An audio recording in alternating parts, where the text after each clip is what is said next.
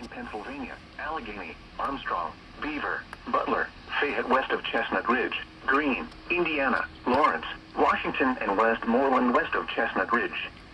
The National Weather Service in Pittsburgh has issued a high wind warning, which is in effect from 10 p.m. this evening to 10 a.m. Friday. The high wind watch is no longer in effect. Winds, northwest 15 to 25 miles per hour with gusts up to 60 miles per hour. Timing, this evening through Friday morning. Impacts, damaging winds will blow down trees and power lines. Widespread power outages are expected.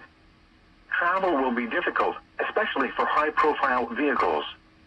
A high wind warning means a hazardous high wind event is expected or occurring.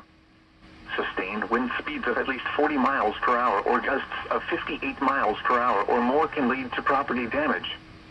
Please report wind damage by calling 412-262-1988, posting to the National Weather Service Pittsburgh Facebook page, or using Twitter at NWS Pittsburgh.